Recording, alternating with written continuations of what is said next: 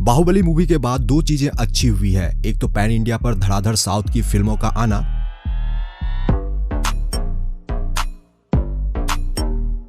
जैसे कि इस बार भी पुष्पा, RRR, KGF चैप्टर 2 का छप्पर फाड़ कमाई हमें देखने को मिला था।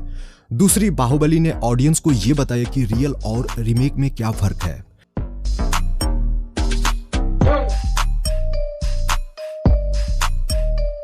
इंडियन सिनेमा किस हद तक ग्रोथ कर चुकी है, इसी मूवी के बाद हम लोगों ने जाना था। बाहुबली सीरीज इंडिया की टॉप ग्रोसिंग मूवी है।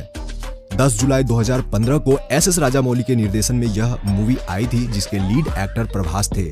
उन्होंने अमरेंद्र बाहुबली का कैरेक्टर प्ले किया था। इसके अलावा अनुष्का शेट्टी, तमन्ना भाटिया, राणा दग्गोबाती जैसे बड़े बड़े स्टार कास्ट भी हमें देखने को इस मूवी में मिले थे।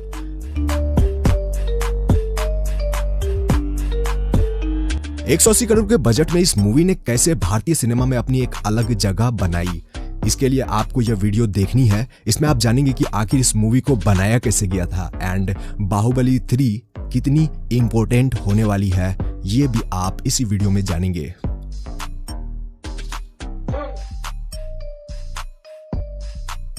यह माहिष्मती साम्राज्य का सीन है। एक्चुअली है तो एक स्टूडियो, बट इसे बनाने में मेकर्स ने कोई कमी नहीं छोड़ी थी।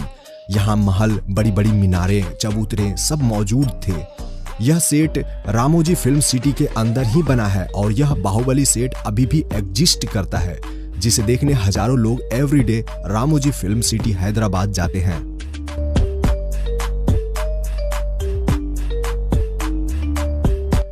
बड़ी बात यह है कि इस सेट को आखिर बनाया कैसे गया था। यहाँ आप क्लियरली देख सकते हैं कि महल के चारों तरफ ब्लू बैकग्राउंड की बाउंड्री दी गई है, जिसमें व्हाइट कलर के ट्रैकिंग पॉइंट्स हैं। वहीं महल के बीच में वाटर चैनल, चबूतरे और स्टैचू भी देखने को मिलेगा।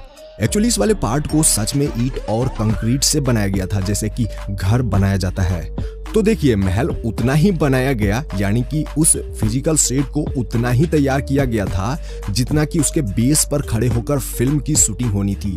बाकी वो चीजें जो बैकग्राउंड में आपने देखा था वो एक्चुअली VFX और CGI ही है।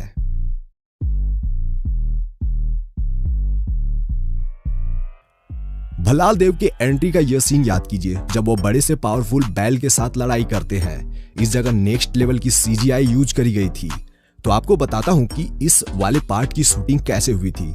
इसकी शूटिंग एक ग्रीन स्टूडियो में ही करी गई थी। इस वाले पार्ट में जब भल्लाल देव बैल को धक्का देता है तो इसके लिए एक डमी बैल फिल्म मेकर ने बनाया था, जो कि एक स्लाइडर पर था, जिसे कुछ इस तरह से खींचकर आगे पीछे किया गया। बाकी इस वाले सीन के लिए CGI इस्तेमाल किए गए थे। यहाँ ग्रीन सूट में खुद प्रभास भी बैल के सिर के डमी को पकड़कर एक बार एक्ट किया था, जबकि दूसरे सीन में उसे ग्रीन मैन द्वारा नीचे रखा जाता है, जैसा कि भल्लाल देव यहाँ आपको एक्ट करते हुए नजर आ रहे हैं। वहीं इस जगह बैल की सिर को एक लोहे के केज के आगे जोड़ दिया जाता है। कुछ लोगों द्वारा उसे खींचते हैं, जिसके बाद ही उसे CGI में कंप्लीट करके मूवी में हमें दिखाया जाता है। यहाँ उस सीन को दिखाया गया था जब वह नीचे गिर जाता है। यहाँ पर ट्रैकिंग पॉइंट्स आप देख रहे हो, जिससे कि एक्सप्रेशन को एनिमेशन से इमोशन में बदला गया था। वहीं इस जगह जब बैल खड़ा हो जाता है और फिर कटप्पा की एंट्री होती है, तो यहाँ आपने देखा कि इस जगह पर भी एक केज है जिसमें बहुत सारे ट्रैकिंग पॉइंट्स है। इस वाले सीक्वेंस की शूटिंग भी इसी तरह से करी गई थी। यह तो था उस वाले पार्ट की शूटिंग जब भल्लाल देव और बैल एक दूसरे के फिजिकल टच में फाइटिंग कर रहे थे। बट बैल को एक्शन और मूवमेंट करते हुए दिखाने के लिए एक CGI तैयार किया गया था, यानी कि कंप्यूटर जनरेटेड इमेज, जिससे कि उसमें एक्शन डाला गया। उसी की वजह से हमें बैल सजीव और रियल लगा था।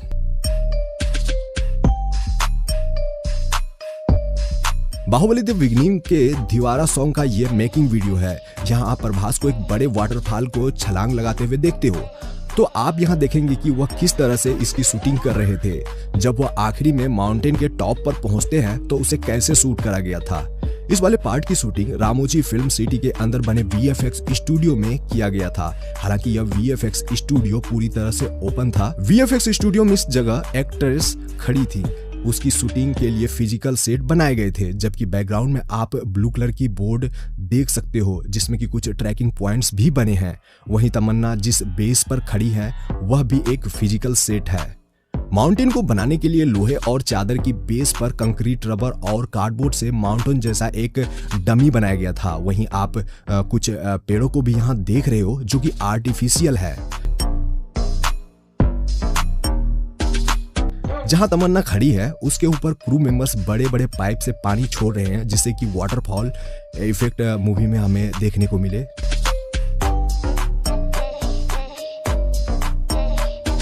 इस सॉन्ग में प्रभास स्टंट परफॉर्म करते हैं जहां पर वह एक पहाड़ से दूसरे पहाड़ पर कूदते हैं। आपने मूवी में एक माउंटेन से दूसरे माउंटेन पर बाहुबली को कूदते हुए तो देखा ही था, जिसके बीच काफी डिस्टेंस था, लेकिन आपको हैरानी होगी कि इस सीन को बड़े आराम से शूट कर लिया गया था।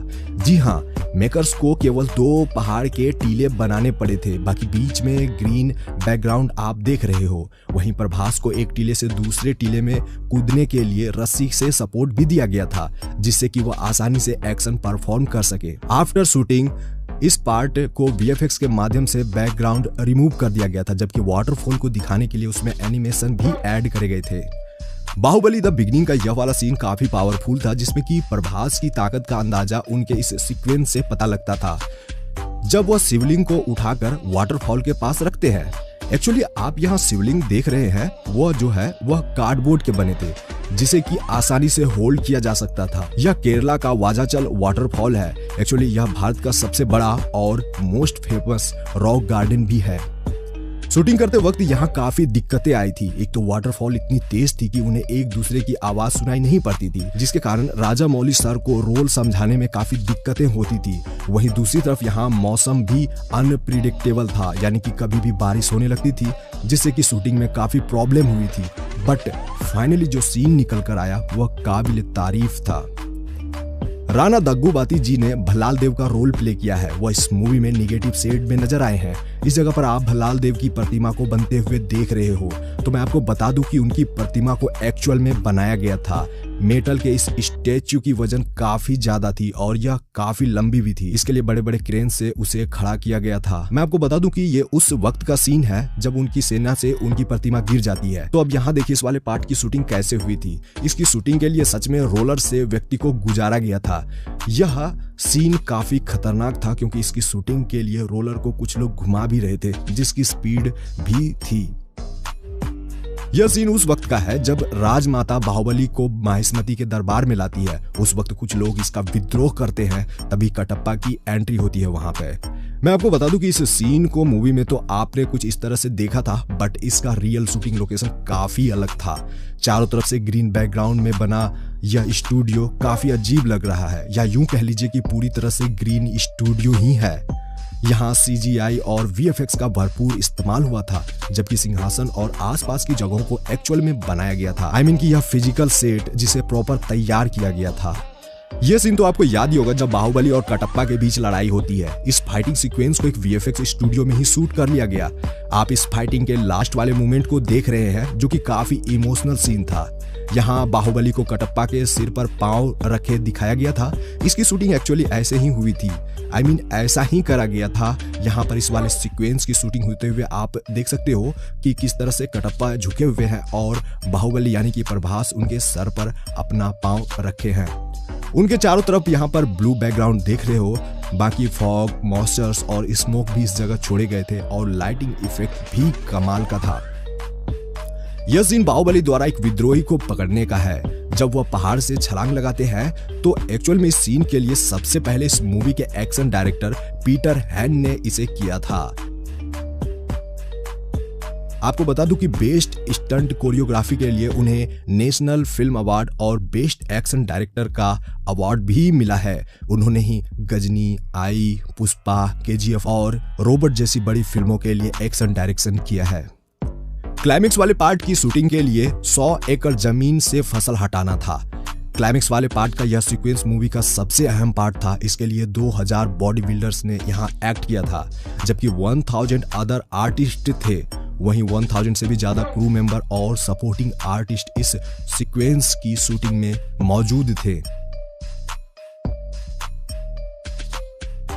मूवी के क्लाइमेक्स का ये सीन देखिए, जो कि इसका सबसे इंटरेस्टिंग पार्ट है। बाहुबली द बिगिनिंग को शूट करने में 1 साल 1 महीने लगे थे, जिसमें कि लगभग 4 महीने केवल क्लाइमेक्स में ही लगा दिया गया था। कमला कन्नन की मकुता वीएफएक्स कंपनी ने इस मूवी का वीएफएक्स वर्क संभाला था। इस कंपनी में 600 वर्कर्स पूरे 3 महीने तक सीजीआई और एनिमेशन पर लगे हुए थे। फिल्म के स्टार्टिंग से पहले प्रोडक्शन काम चालू हो चुका था, जिसमें कि फिजिकल सेट और वीएफएक्स स्केचेज और 2D मॉडलिंग की पूरी प्रिपरेशन कर ली गई थी। एस राजामौली सर नहीं चाहते थे कि शूटिंग के दौरान किसी भी प्रकार की रुकावट हो। क्लाइमेक्स वाले पार्ट के लिए 5000 से ज्यादा सपोर्टिंग आर्टिस्ट को कास्ट करा गया था। उन्हें भाला संभालना, पकड़ना और हथियार चलाने की भी ट्रेनिंग दी गई थी। इसके अलावा भल्लाल देव और बाहुबली के बीच होने वाले फाइटिंग सीक्वेंस को भी पूरी तरह से प्रैक्टिस पहले ही करवा दिया गया था, जबकि उनके अलग अलग की फाइटिंग और एक्शन सीन के लिए खुद पीटर हैन ने उन्हें ट्रेंड किया था। यहाँ आप जो रथ और गोले दागने वाले बड़े बड़े तोप देख रहे हो, वो असल में बनाए गए थे। हालांकि उसमें सीजीआई और वीएफएक्स भी डाले गए, जिससे कि उन्हें और बड़ा और भड़कीला दिखाया जाए। एंड जो घोड़े और हाथियों को दिखाया गया था, उनमें से कुछ तो रियल के थे, बाकी सीजीआई और वीएफएक्स से उन्हें क्रिएट करा गया था। बाकी सैनिकों की संख्या और ज्यादा भीड़ दिखाने के लिए ऑब्जेक्ट मॉडलिंग करी गई थी।